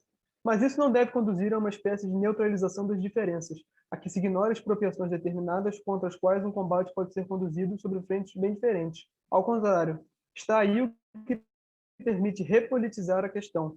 Aí, onde a propriedade natural não existe, nem o direito de propriedade em geral, aí onde se reconhece essa desapropriação, é possível e se torna mais necessário que nunca identificar, por vezes para os combater, os movimentos, os fantasmas, as ideologias, as fetichizações e os símbolos da apropriação, os simbólicos da apropriação, perdão. Um tal chamado permite, de uma vez, analisar os fenômenos históricos de apropriação e de tratá-los politicamente, evitando, em particular, a reconstituição do que esses fantasmas podem ter motivado: agressões nacionalistas, sempre mais ou menos naturalistas, ou uma hegemonia monoculturalista. A abertura para uma forma diferente de pensar o político, fechando a situação, é sinalizada também pelo duplo movimento de interdição de uma identidade absoluta e, em seguida, pela crítica que daí redunda de todo o direito de propriedade absoluta, da propriedade, inclusive de se estabelecer como senhor da identidade e como seu emissor privilegiado. É essa também a crítica ao poder de chancelar uma carteira de identidade, de atestar uma identidade que, entretanto, se demora como problemática. Num certo sentido, a questão aqui se desdobra do que poderia ser dito é do campo do epistemológico para o ético-político, embora esse movimento seja tudo menos linear. É possível se perguntar, a partir da perspectiva apontada, como poderia o ético-político instituir o epistemológico, e como essas categorias podem ser bem menos estanques do que se supõe como clássico. É a partir das impossibilidades de uma identidade pessoal, ecológica, certo? Mas também em seus caracteres mais abstratos e outros. Vale a pena retomar e complementar uma citação anterior do Mundo Amigos um do Outro que fala sobre essa questão. Eu já li uma parte dessa citação, agora eu vou completar ela. Tá certo? Que diz o seguinte: porque, contrariamente ao que somos a maior parte das vezes tentados a crer, o Senhor não é nada, e não tem nada de próprio, porque não possui como próprio, naturalmente, o que, no entanto, chama a sua língua. Porque, independentemente do que queira ou faça, não pode entretecer com ela relações de propriedade ou de identidade naturais, nacionais, congenitais, ontológicas, porque não pode acreditar e dizer esta apropriação, senão no decurso de um processo não natural de construções político-fantasmáticas, porque a língua não é o seu bem natural, ele pode justamente por isso, historicamente, através da violação de uma usurpação cultural, sempre de essência colonial, fingir apropriá-la para impor como a sua. Tal é a sua crença, que ele quer obrigar a partilhar pela força ou pela manha, e na qual ele quer obrigar a crer, como no milagre, pela retórica, pela escola ou pelo exército. Basta-lhe, por qualquer meio que seja, fazer-se ouvir. Esse fazer-se ouvir que eu grifo. E aí, enfim, fechando a situação, eu continuo para fechar o texto. Da possibilidade de uma identificação absoluta, sugeriu o postulado de uma política que poderia ser vista, não apenas, mas também, como a tentativa de estabelecer uma identidade absoluta, e também como sua, como auto-identidade. Assim, da percepção crítica acerca da relação entre a identidade de um conceito e um conceituado, se poderia observar o mundo da política como o mundo da política da identidade, da estruturação da unicidade da emissão de uma identidade específica, como estruturação de uma própria realidade política específica. A última frase da citação de Derrida poderia sugerir a relação entre a necessidade ou perspectiva. Poderia dizer que, para se estruturar e divulgar uma identidade ou realidade política, basta-lhe, por qualquer meio que seja, fazer-se ouvir. Fazer-se ouvir, ou seja, através de uma emissão. Como? Através de meios de emissão, por qualquer meio que seja. Vai lembrar que na citação ele até comenta ali pela retórica, pela escola ou pelo exército, né? Também pela força ou pela manha.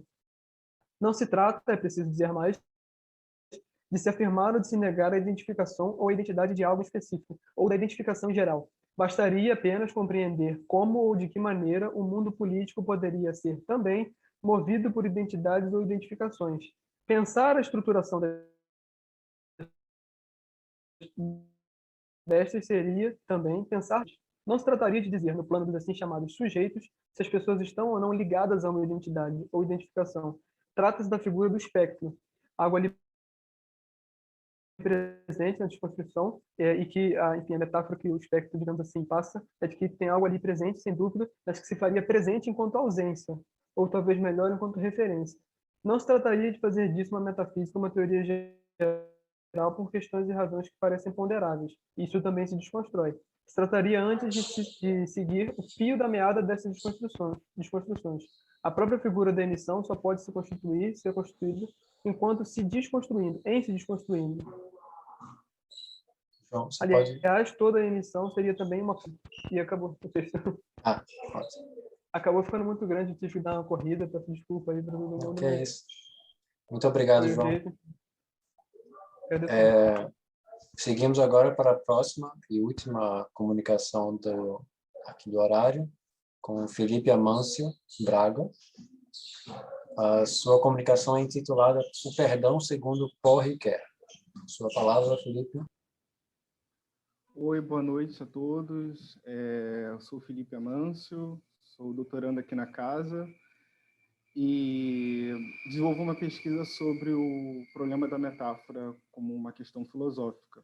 Só que, para hoje, eu resolvi não falar da minha pesquisa, eu resolvi falar de um trabalho que eu desenvolvi para a disciplina do meu orientador no ano passado, né? E a gente discutiu assim, amplamente a questão do perdão no Derrida. Passamos o ano de 2020 inteiro estudando essa questão. Vou colocar aqui o tempo. E tendo esse o problema, né, sendo esse o tema da aula, eu vi que também o Ricoeur, que é um autor que eu estudo, tinha alguns escritos sobre o perdão, e eu resolvi ver o que ele tinha a dizer e vi que eles também tinham uma certa troca, um certo diálogo sobre o problema do perdão. E aí eu fiz esse trabalho final e acabei depois publicando um artigo. E aí eu até compartilho com vocês aqui, se vocês tiverem interesse. E por que essa questão do perdão? A ideia do perdão como um problema que tem se mostrado cada vez mais na cena política internacional atualmente, e os paradoxos da institucionalização do perdão, né? Então, cada vez mais a gente vê líderes de estados, diplomatas pedindo perdão a nações, pedindo perdões por crimes internacionais, crimes contra a humanidade, crimes de guerra.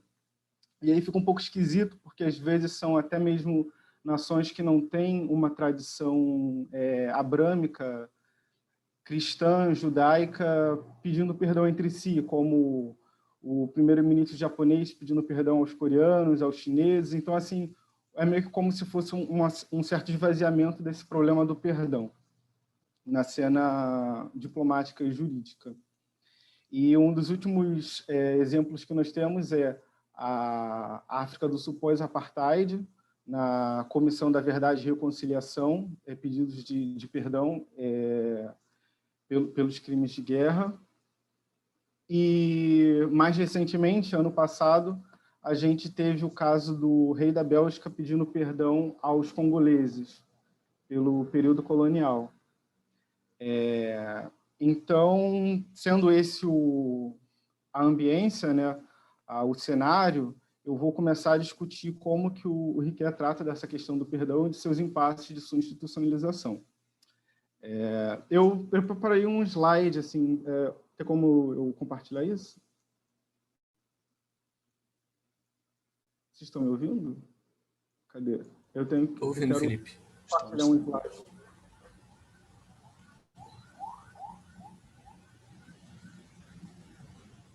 Está permitido já. Agora eu posso compartilhar. Fiz esse slide aqui. Cadê?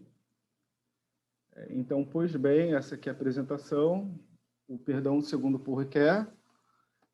Para quem não conhece, esse é o Paul Ricoeur, filósofo francês, nascido em 1913, e lá pela década de 80, 1983, ele escreve um texto chamado De l'interprétation, no qual ele diz como ele entende a filosofia dele, né? E ele entende a filosofia dele a partir de 3 eixos, que é, primeiro, a filosofia reflexiva, que remonta a Descartes, a fenomenologia de Husserl, que também é muito importante para ele, e, por último, a hermenêutica fenomenológica, do qual ele se aproxima para meio que se afastar um pouco do idealismo da fenomenologia do Husserl. E, a partir disso, ele vai começar suas investigações sobre o simbólico, sobre os mitos, os textos, e é aí que se dá o problema da metáfora e da narrativa, a partir da década de 70 e 80. Mas a questão do perdão mesmo se afigura tarde na obra do Ricoeur, aparece tardiamente, já na década de 90, no qual ele escreve esse pequeno ensaio, artigo, chamado Le Pardon peut-il guérir, que pode ser traduzido como uma pergunta, né? O perdão pode curar? E aí ele está se preocupando nessa questão do perdão, pensando o perdão como um modo de curar as feridas da memória, tanto por seus excessos quanto por suas faltas. E ele entende o perdão como um certo amálgama, uma coisa que vai se juntar tanto ao trabalho de memória quanto ao trabalho de luto. O trabalho de memória de um não esquecimento, ou seja, para você rever o passado, para você fazer uma revisão crítica do passado, é um certo dever de não esquecer, e, por outro lado, também um trabalho de luto para que ele não se fique preso a certas dívidas do passado, a certos crimes cometidos, que fique numa certa autopunição, numa mortificação. E, por fim, ele vai dizer, é um artigo bem curto mesmo, assim, ele vai dizer que, mais do que um trabalho, o perdão é uma doação que se pede principalmente às vítimas, né? Ele coloca essa condição. Anos depois, 5 anos para ser mais exato, ele publica esse livro chamado A Memória, a História e o Esquecimento, que é a sua penúltima obra, assim, uma obra de fôlego de mais de 600 páginas, na qual a questão do perdão é tratada no epílogo do livro. É um epílogo bem longo, com algumas dezenas de páginas. E o próprio autor ele diz que essa questão do perdão ela só se afigurou para ele meio que tardiamente, né? Ele estava investigando o problema da história, da memória do esquecimento, e, por último, assim, ele se deu conta de que essas coisas, de um certo modo, se direcionavam para o problema do perdão. E essa obra tem uma certa anedota curiosa de que teve o atual presidente da França como assistente editorial. aos 21 anos. O Macron foi indicado para ajudar o Riquet, que nessa época já estava já com 90 e poucos anos. E é interessante pensar nesse epílogo, o título dele, né, o perdão difícil, essa classificação do perdão como algo difícil, que o Riquet o perdão é algo difícil, tanto de se dar, de se receber, mas também de se conceber. E essa adjetivação como difícil, de um certo modo, ela também pode ser entendida como uma resposta ao Jacques Derrida, que naquele momento estava estudando o problema do perdão também, nos seus seminários, e entendia o perdão como algo impossível. E o Riquet e o Derrida, eles tinham uma certa troca mesmo, né, até mesmo encontros privados, eles se conheciam e tal, e uma certa discussão. E aí o Riquet ele resolve escrever esse epílogo sobre o perdão difícil. O Riquet ele vai dizer que ele não pretende pensar o perdão de um modo somente ético, imunizado de considerações religiosas e teológicas. Então ele vai admitir sim a origem do perdão partindo de uma problemática religiosa abrâmica, e vai pensar o perdão como a partir dos dons espirituais da fé, no caso cristã. E desses dons ele vai pensar o perdão mais próximo da caridade. Na caridade no sentido de um certo amor ao próximo, de que tudo suporta e de que tudo perdoa. Então, agora eu vou apresentar o primeiro trecho dele, né? Que é esse aqui, deixa eu ler. Ele vai dizer que... Ora, se a caridade tudo desculpa tudo, esse tudo compreende o imperdoável, senão ela mesma seria aniquilada. Nesse sentido, Jacques Derrida, que eu reencontro aqui, está certo. O perdão dirige-se ao imperdoável ou não é. Ele é incondicional. Ele é sem exceção e sem restrição. Ele não pressupõe um pedido de perdão. Não se pode ou não se deveria perdoar. Apenas há perdão se houver onde há algo imperdoável. Então, nesse momento aqui, ele reencontra o Derrida, ele vai concordar com o Derrida, sim, o perdão, ele se direciona ao imperdoável, porque se algo é perdoável, então o perdoado já está, não há necessidade de perdão. Então, o perdão ele deve permanecer como essa exigência. E aí, apresentado, até esse momento, ele topou essa tese do Derrida, mas ele vai desenvolver a questão do perdão a partir do seu próprio modo, né? E aí ele vai desenvolver pelo que ele chama de uma odisseia do espírito do perdão. Então ele vai discutir com vários autores e vai pensar o perdão a partir de alguns pares. O primeiro desse é a questão do perdão como posto à punição. Isso nas instituições jurídicas. Então, a gente pode institucionalizar a punição, a gente pode disso de um certo modo, né, condenar uma pessoa à perda da liberdade, ao encarceramento, mas a questão do perdão ele é um pouco refratário a essa institucionalização, né? Então ele vai chamar a atenção de que termos como absolvição, anistia, prescrição não são perdão, não são faces do perdão, são incógnitos do perdão, desconhecidos do perdão. Então, ele vai dizer que o perdão ele não se institucionaliza, ele não encontra espaço no meio jurídico. Em segundo lugar, ele vai explorar essa ideia do pedido e doação.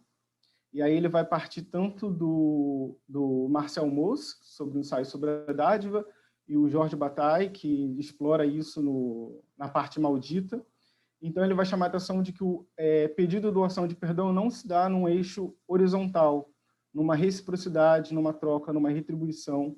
Então, existe um desnível entre a falta cometida e a concessão do perdão. E, por último, ele vai dialogar com a Arendt, que concebe o par perdão e promessa, né? O perdão como um modo de se desligar o agente das ações passadas e suas consequências, e a promessa como uma certa aliança, um certo modo de... um certo comprometimento para que o que foi feito não se repita. Então, ele vai questionar essa equivalência, né, essa paridade entre o que ele chama de desligar, o perdão como algo que desliga o que foi feito, e a promessa como uma certa ligação, um acordo, né? Então, e até mesmo, isso é interessante porque a promessa é uma coisa que pode ser institucionalizada. A gente pode fazer tratados, a gente pode fazer acordos, mas o perdão é algo que escapa. Pois bem, então aí ele vai apresentar a ideia dele do que ele chama de uma certa equação do perdão. E o que seria isso? Ele vai insistir nessa disparidade entre perdão e culpabilidade, vai insistir também nesse eixo, né? Nessa forma arquétipica do perdão como algo que está acima. O perdão é incondicional, ele está acima de qualquer culpabilidade, de qualquer ocorrência, de qualquer crime, de qualquer pecado, etc. E embaixo a culpabilidade. Então ele vai insistir, né, na altura do perdão e na baixeza da culpabilidade.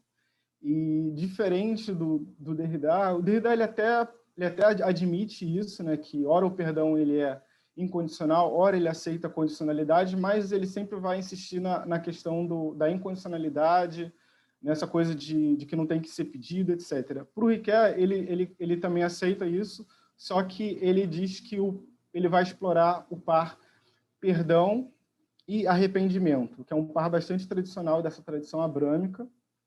Por quê?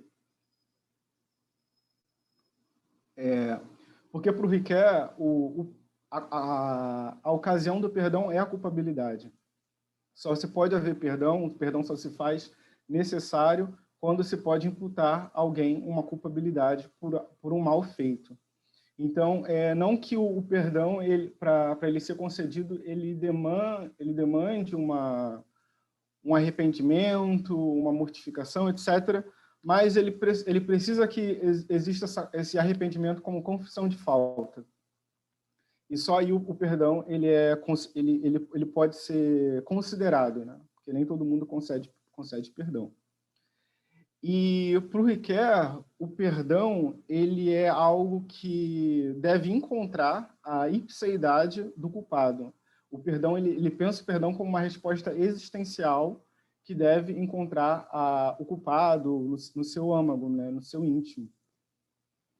E a partir disso ele vai pensar essa dissociação, não entre o agente e os seus atos, mas o agente, né, e a sua culpa, né? É um certo modo de dissociar, né? De não fazer com que a pessoa ela se esgote apenas no que ela cometeu. E agora eu vou ler alguns trechos do Ricoeur e eu vou comentar com vocês. Então tá, né? Pensando esse desligamento, né, que dissocia o agente do seu ato, né, o agente de sua culpa, ele vai dizer que esse é o desligamento que comanda todos os outros, mas é ele mesmo possível? Retomo aqui uma última vez o argumento de Derrida. Separar o culpado de seu ato, ou, em outras palavras, perdoar o culpado sem deixar de condenar sua ação, seria perdoar um sujeito ou outro, que não aquele que cometeu o ato. O argumento é sério, a resposta é difícil. Ela deve ser buscada, a meu ver, em uma separação mais radical que a suposta pelo argumento entre um primeiro sujeito e aquele do dano cometido e um segundo sujeito, aquele que é punido. Uma separação no cerne do poder de agir, da agency, a saber, entre a efetuação e a capacidade que esta atualiza.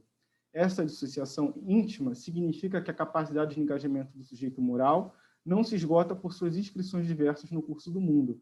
Essa dissociação exprime um ato de fé, um crédito dado aos recursos da regeneração de si. Então, assim, se o Derrida ele joga, né, a provocação de que mas você está perdoando em consideração a pessoa, então essa pessoa ela se arrependeu, então ela é outra pessoa, né? Então ela não é mais o culpado. E o Ricoeur vai chamar a atenção de que não é bem assim. O Derrida está perguntando, será que tem como nós perdoarmos alguém que ainda permanece culpado, mesmo depois do crime cometido, alguém que não se arrepende, alguém que ainda é capaz de cometer, de reincidir? E o Ricoeur ele vai dizer que a gente perdoa porque a gente considera que a pessoa ela não se esgota no que ela fez. Uma pessoa ela não se torna indelevelmente culpada para o resto da vida, né? Então, essa ideia de que a inscrição da culpa não esgota não vai esgotar as possibilidades daquela pessoa, né? E um outro trecho é esse, né? Nessa ideia Felipe, dele... 4 minutos, Felipe. Tudo bem. Então, pensando nessa ideia do perdão como incondicional, ele vai dizer que, obviamente, se há perdão, ele permanece, como se diz do hino... Calma aí. Do hino do amor que celebra a sua grandeza. Se ele for à própria altura, então ele não permite nem antes nem depois, ao passo que a resposta do arrependimento chega no tempo, quer ela seja repentina, como em certas conversões espetaculares, ou progressiva, na provação de uma vida inteira. O paradoxo é precisamente o da relação circular entre o que permanece para sempre, o perdão, e o que acontece a cada vez, ou seja, a resposta, né, existencial. Sabe-se, a esse respeito, quantos pensamentos dogmáticos se deixam clausurar em lógicas alternativas, a da graça primeiro e até mesmo a graça apenas, ou a iniciativa humana em primeiro lugar, ou seja, o arrependimento. O impasse se torna total com a entrada em cena da circularidade preveniente, adjuvante, soberana ou outra. Portanto, deixemos o paradoxo em seu estado nascente. Longe das sobrecargas especulativas, limitemo-nos a dizer como ela se inscreve na condição histórica, sob as variadas figuras do desligamento que afetam. Então, assim, por fim, o Riquelme vai dizer, né, que essa ideia de condicional e incondicional, ela não se aplica ao problema do perdão. O perdão, ele é incondicional, ele, se concedido, ele se dá independente do que foi feito, né? Independente de ter o pedido de perdão, mas ele não vai dispensar o arrependimento, porque o arrependimento é uma certa identificação de uma falta, né?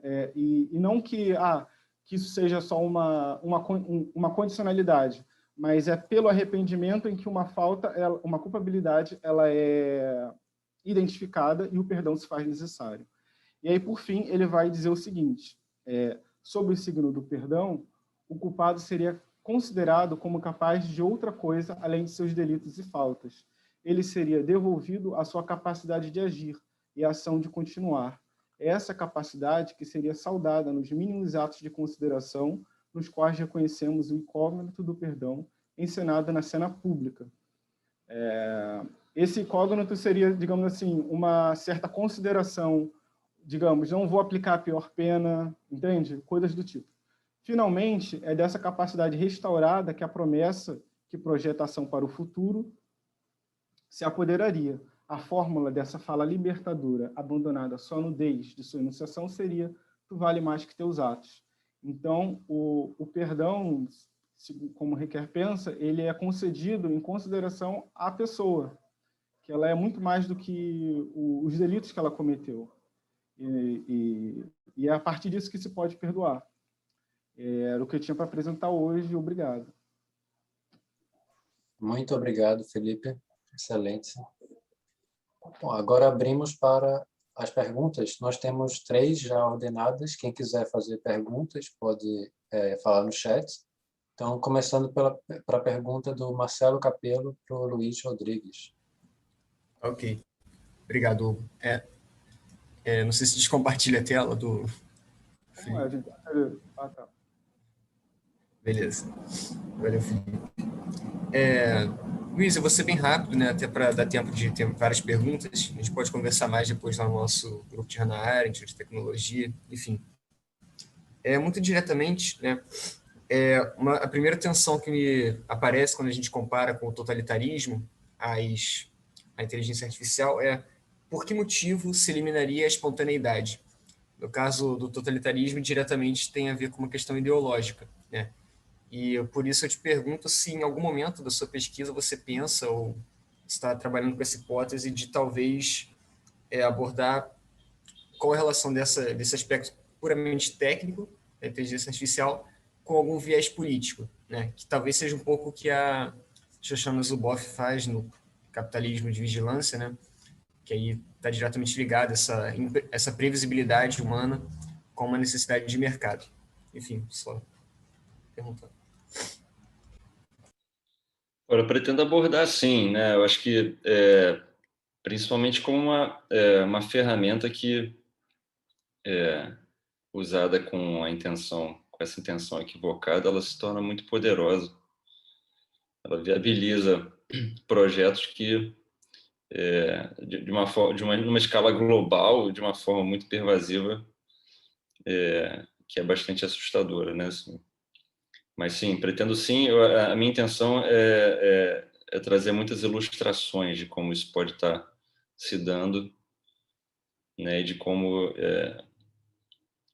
isso poderia ser revertido com práticas, talvez ali naquele terceiro momento, pensando em saídas para a própria indústria, ou que sejam coerentes à lógica dessa indústria para se proteger, né, desse tipo de uso.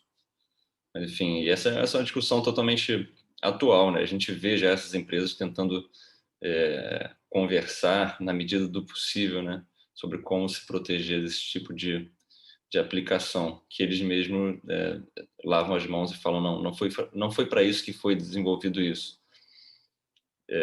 Na pesquisa, no primeiro, eu acho que a maior parte da pesquisa vai ser para dizer que, mesmo não sendo isso, existe um fator de agravamento que já é natural da intenção como existe hoje, da intenção declarada.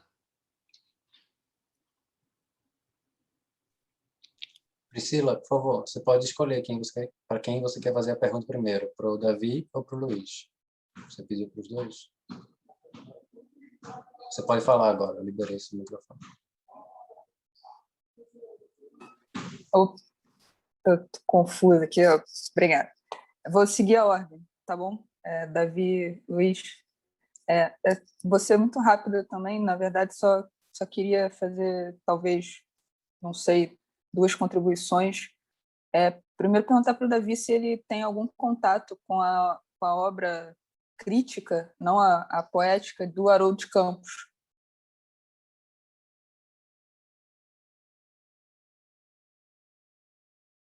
Desmuta ele para mim, por favor, para a gente... Desculpa, é porque o clique demora um pouquinho. Obrigada. Então, o Haroldo de Campos é um leitor, né, do Benjamin. Uma leitura que, inclusive, muda ao longo da sua caminhada, né? Priscila, né? Isso, Priscila. Priscila, eu conheço por alto, né, o debate do Haroldo de Campos com o Benjamin, né?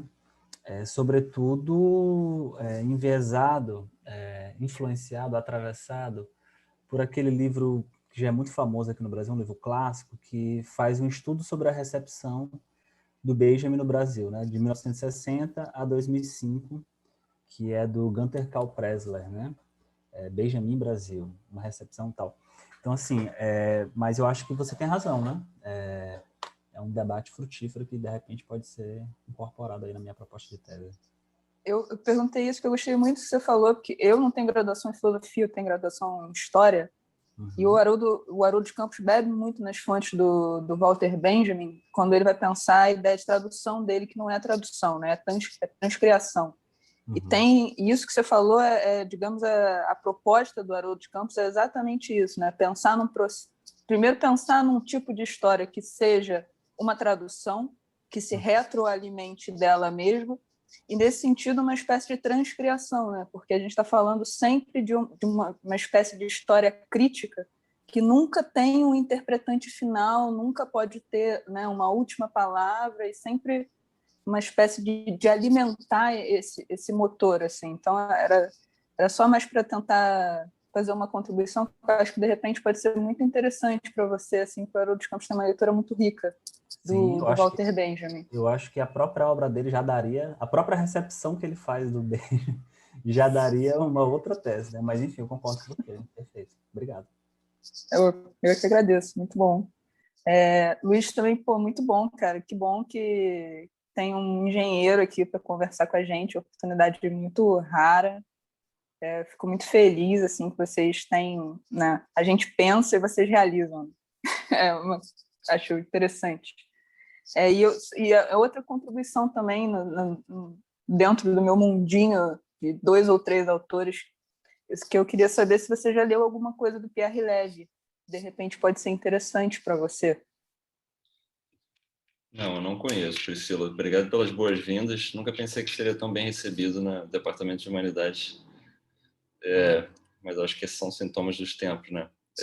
Eu vou procurar, assim, se você quiser ainda ser mais específica sobre alguma coisa, alguma leitura dele que você me recomenda. Eu não vou tomar o tempo, depois eu mando um e-mail para você e aí a gente conversa mais sobre isso, mas é só porque eu acho esse tema seu muito urgente, eu acho, realmente. Você citou a Hannah Arendt, né? Eu fico pensando se essas novas tecnologias e se isso que a gente fala de inteligência artificial... Bom, primeiro nós imaginamos os deuses, né? Depois nós imaginamos que fomos criados pelos deuses. E agora nós imaginamos uma natureza que nós podemos criar, né? Então, eu acho que há uma sequência aí no pensamento, uma sequência no digo, eu acho que essas coisas estão conectadas, eu acho que isso que a gente entende por inteligência artificial tem uma história um pouco mais densa do que a gente costuma imaginar. Mas aí eu mando um e-mail e realmente fiquei muito feliz de ter alguém que não é da filosofia pensando essas coisas. Muito obrigada. Eu que agradeço. Obrigado, Gisele. Muito bom. A próxima pergunta é da professora Luísa Buarque para Felipe Amância. Obrigada, Hugo. Primeiro, eu queria parabenizar a todos os participantes da mesa, que realmente foi excelente. A cabeça está borbulhante aqui. E Felipe, eu queria te dizer também, primeiro, que eu fiquei muito, muito feliz com a sua apresentação, não só porque ela foi excelente, como também porque, por coincidência, eu estou trabalhando exatamente de um ano para cá, com esse texto do Ricoeur também, a memória, a história e o esquecimento, mas não com a questão do perdão, e eu achei muito legal. É um livro imenso, né? Tem muita coisa ali, eu estou usando para me ajudar um pouco a pensar história em Platão, a atualizar algumas questões de Platão.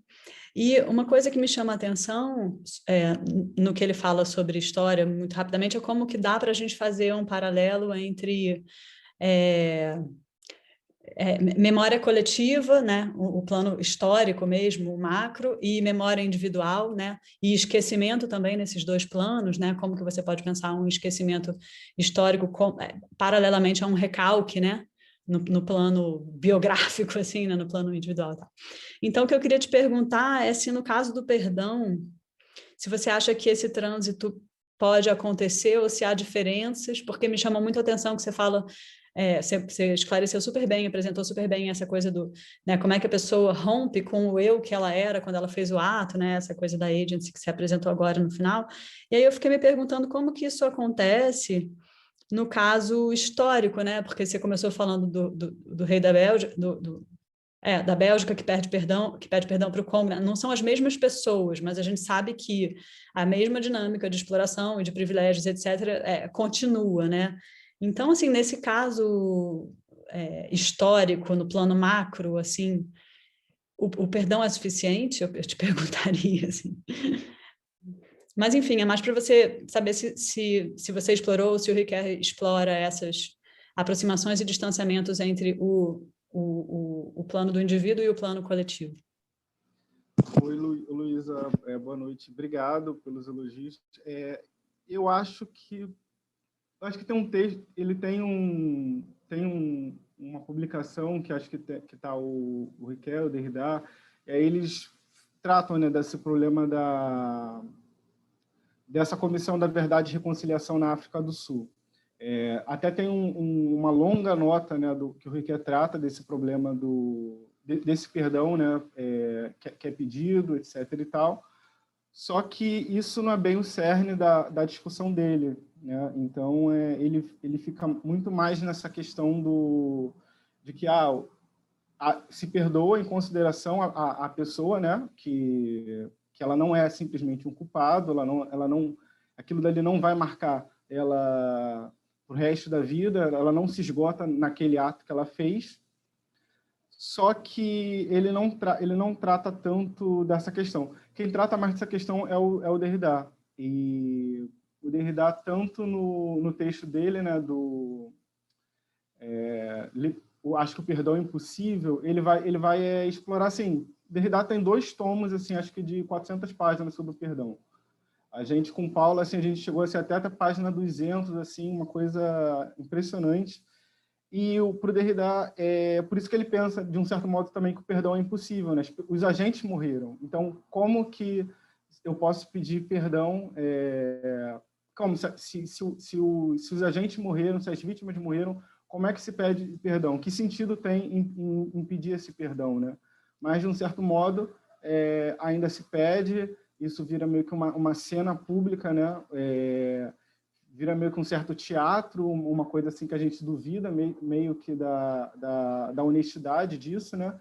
E é o risco do perdão virar uma certa anistia, digamos assim, não, anistia como esquecimento, não, isso vamos passar uma borracha nisso, acabou. E tem também um autor que o Derrida ele vai explorar, que é o Vladimir Yankelevich, que logo após a Segunda Guerra Mundial, ele escreve o livro, acho que o nome é Pardonner, Perdoar, se não me engano, talvez outros orientanos do Paulo podem estar me corrigindo se eu estou errando o título, e aí ele vai chamar a atenção, né, para os alemães, nossa, mas alguma vez eles nos pediram perdão? Eles estão muito bem, eles estão ricos e tudo mais, eles não nos pediram perdão. E aí ele também coloca uma coisa que é muito interessante, né, que e aí ele está respondendo a um jovem francês que queria, um jovem alemão que queria encontrar com ele, só que ele está muito assim ressentido, ele não quer saber mais da Alemanha. E aí ele vai dizer assim, olha, talvez eu esteja muito velho para perdoar, mas assim, talvez o perdão, ele realmente, as próximas gerações serão capazes de perdoar, mas ter algo de falso nisso. Então ele meio que duvida, né, dessa questão do perdão. E assim, respondendo a mesma pergunta, o Derrida ele diz que o perdão ele ocorre numa solidão a dois, entre o culpado e vítima. Apenas culpado e vítima pode pedir perdão. E discutindo também a verdade e reconciliação, né, ele toma, né, um depoimento de uma senhora que diz assim, olha, ninguém pode pedir perdão no meu lugar, sabe? Eu sou a vítima.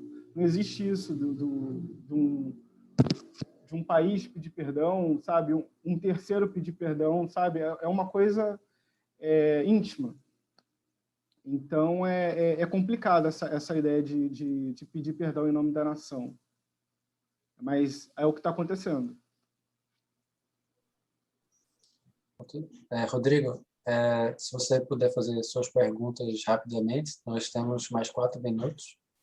Então, beleza, é rápido. Eu vou fazer só para o Luiz, que depois eu falo com o Felipe.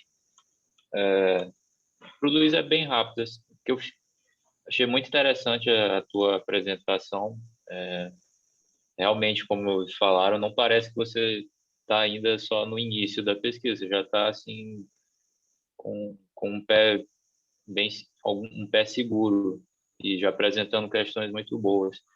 E eu me chamou a atenção que você usa constantemente, você se serve, né, de uma ideia, digamos assim, a ideia de espontaneidade. Parece que espontaneidade é uma questão importante que seria, digamos assim, o contraponto desses modos de antecipação, de controle ou enfim, que você descreveu das ferramentas, né, dos algoritmos. Mas a minha pergunta é se você está debruçado a tentar explicitar qual é o sentido de espontaneidade que você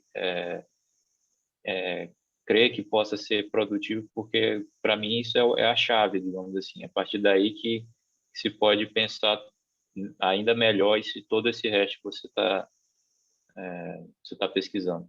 Valeu. Sim, com certeza. Não, essa sugestão deve estar anotada em todos os cadernos que eu tenho de anotação. Eu preciso realmente buscar, né, aprofundar essa conceituação de espontaneidade, que tem uma relação com a liberdade, que tem uma definição totalmente problemática, e aí eu vou ter que fazer algumas escolhas difíceis, com certeza, né, para fechar em uma definição que não seja oportunista, né, que não seja promíscua, como diria o meu orientador, né? Então, sim, eu preciso rodear esse conceito. Eu ainda estou impregnado ainda do entendimento de poucos autores.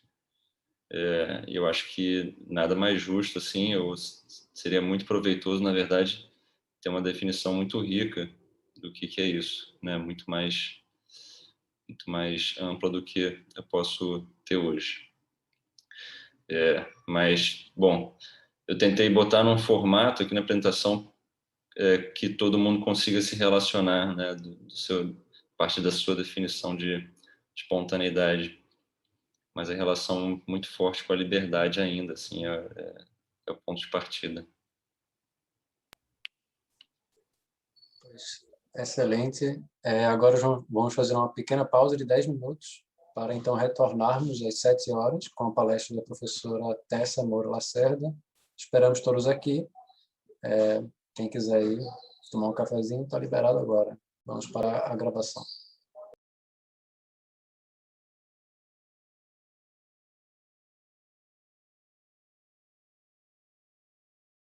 Vamos lá, 7:05? Bem, vai dar tudo então... certo. Desculpa, Sim. gente, vai dar tudo certo. Já deu.